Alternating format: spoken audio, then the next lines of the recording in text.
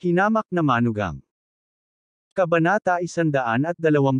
Lalong nagpanik ang mga tao. Nagtago si Ming Nooran sa mga bisig ng kanyang tiyahin. Mapatla ang mukha niya at medyo nanginginig ang katawan. Sinulyapan ng kalbo ang karamihan at ngumisi, ano? Ang pamilya Meng ay isang malaking pamilya sa Jing City. Bihira silang pumunta sa Jinling. Ngayon, pumunta ako dito para salubungin ang pamilya Meng at imbitahan si Miss Meng na manatili ilang araw. Pagdating ng panahon, pwede mo na siyang sunduin. Pagkatapos niyang magsalita, iwinagayway niya ang kanyang kamay, iminuwestra ang ilang kamay para umalis at kunin si Ming Nooran. Sa sobrang takot ni Ming Nooran ay namutla ang kanyang mukha. Niyakap niya ng mahigpit si Ming Minghong at napasigaw sa gulat. Tita, hindi po ako sasama. Huwag po nila akong isama. Nagulat at nagalit din si Ming Minghong. Wala siyang dalang bodyguard nang dumating siya sa Jinling sa pagkakataong ito. Hindi niya akalain na makakatagpo siya ng kidnapper. Higit pa rito, ito ay Southern Double Demons. Kahit ang Martial Alliance ay walang magawa sa kanila. Kung nahulog si Ming Nooran sa kanilang mga kamay, kahit natabyusin siya ng pamilya Meng sa pinakamabilis na panahon, natatakot siya na siya ay pahirapan din. Matigas na sinabi ni Ming Minghong, masungit. Hindi ka ba natatakot sa paghihiganti ng pamilya Meng sa iyong kabastusan? Paghihiganti. Saglit na natigilan ang kalbo bago ito biglang tumawa ng malakas. Kahit ang Martial Alliance ay hindi ako kayang mahuli. Ano ang magagawa sa akin ng isang pamilya Meng mula sa Jing City? Pagkatapos sabihin niyon, tinitigan niya si Ming Minghong at sinabing may masamang ngiti, ang ganda ng batang ito. Napaka-charming din ng matandang babae na ito. Dapat nating anyayahan silang lahat at pakitunguhan sila ng maayos. Hindi inaasahan ni Ming Nooran na ang kalbong ito ay napakawalang takot at talagang gustong kunin si Ming Minghong. Natakot siya at sinisi ang sarili at agad na sumigaw. Huwag mong kunin si tita, sasama ako sayo. Sa sandaling ito, talagang umaasa siya na ang Blackman ay makakababa mula sa langit at muling protektahan siya. Sa kasamaang palad, ang isang himala ay hindi mangyayari anumang oras.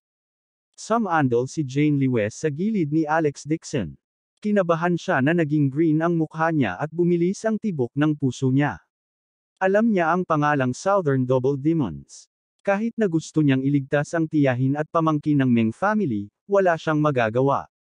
Sa sandaling ito, biglang lumabas ng sasakyan si Mark Lewes. May hawak siyang bansyo sa kaliwang kamay at bote ng beer sa kanang kamay. Tumayo siya sa harap ni Ming Minghong at sumigaw. Umalis ka nga sa harapan ko. Sinong mga has na lumapit? Kukunin ko ang buhay mo. Nag-aalangan si Lewes Mingfeng. Hindi niya inaasahan ang kanyang anak na sumugod at umuungal. Agad na nagbago ang mukha niya dahil sa pag-aalala. Mark, huwag ka munang magsalita. Bumalik ka dito. Hinawakan ni Mark Lewes ang kaguluhan at nagngangalit na sinabi, Tatay, kahit na ano, hindi ko hahayaang kunin nila si Nooran. Pagkasabi noon ay galit niyang sinigawan ang kalbong lalaki.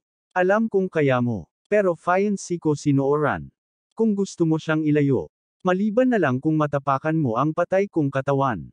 Kung mamatay ako, hinding-hindi ka papalampasin ng buong Lewes family.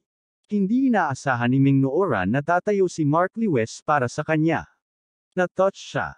Nakahinga rin ng maluwag si Ming Minghong. Narinig niya mula kay Ming Nooran na sa huling pagkakataon na iniwan siya ni Mark Lewes at tumakas, isang Blackman ang nagligtas sa kanya. Balak pa niyang tanungin si Mark Lewes tungkol dito sa pagkakataong ito. Ngunit hindi niya inaasahan na gagamitin ni Mark Lewes ang kanyang mga aksyon para patunayan na nagmamalasakit pa rin siya kay Nooran. Sa ganitong paraan, maaari siyang maging komportable. Gayunpaman, makahulugang tiningnan din ni Ming Minghong si Lewes Mingfeng. Talagang hindi siya masaya sa kanyang puso. Sa oras na ito, si Lewes Mingfeng ay nagmamalasakit lamang sa buhay at kamatayan ng kanyang anak ngunit hindi siya nakinig sa kanila. Ha ha ha ha. Tumawa ng malakas ang kalbong lalaki at nanunuya. You are just a nobody. How dare you shout at me? Madali lang para sa akin na patayin ka. Dapat natin siyang turuan ng leksyon at turuan itong dakilang young master ng Lewes family kung paano kumilos. Sapat na ako para magbigay ng leksyon sa manok na ito. Naikuyom ng matipunong lalaki ang kanyang kamao at lumakad pasulong na may kasamang pang-iinis. Pagkatapos ay binato niya ng suntok ang mukha ni Mark Lewis. Si Mark Lewis ay nagsanay ng taekwondo sa loob ng maraming taon. Agad niya itong naiwasan at ibinato ang bote ng beer sa ulo ni Mark Lewis. Hindi man lang ito nilingon ng malaking lalaki. Hinawakan niya ang kanang palso at madaling kinuha ang bote ng beer. Nagbago ang mukha ni Mark Lewis. Bibitawan na sana niya, pero sinipa siya ng malakas sa tiyan ng malaking lalaki. Napasigaw siya sa sakit. Siya ay pinalipad ng 3 o 4 na metro ang layo at bumangga sa pinto ng kotse. Basura. Umisi ang malaking lalaki habang pinupulot ang bote ng beer at pinisilyo ng malakas sa kamay. Nabasag agad ang bote ng beer.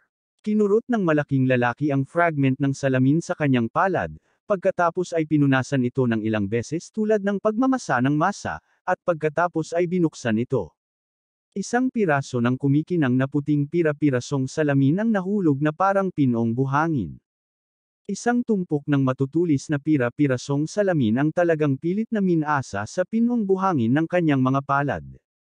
Bukod dito, ang kanyang mga palad ay namumula, at siya ay ganap na hindi nasaktan. Tawa ng tawa ang kalbo at sinabing, "Master Young Master Lewis, this time, tuturuan na lang kita kung paano kumilos. Sa susunod, dudurugin ko ang bungo mo. Sa tingin ko ay hindi kasing tigas nitong bote ang ulo mo." Siya ay talagang kamangha-mangha. Tiningnan ito ni Zhang Ermao at bumulong sa takot, hindi nakakagulat na hindi mahuli ng Martial Alliance ang mga Southern Double Demons. Masyado silang malakas. Ha ha ha. Ipinagmamalaki ng matipunong lalaki ang kanyang sarili at sinabing, "Maganda ang paningin ng matandang ito. Hanggat lumuhad ka at yumuko sa akin, ililigtas ko ang iyong buhay." Salamat sa pagiging magnanimous. Agad namang natuwa si Zhang Ermao at walang pag-aalinlangan na lumuhad sa lupa. Nang paluhod pa lang siya ay bigla siyang sinipa ni Alex Dixon at napabalikwas. Si Zhang Ermao ay bumagsak sa lupa sa isang malungkot na kalagayan na natatakpan ng putik. "Anong ginagawa mo?" Dumilim ang mukha ng matipunong lalaki habang umuungal.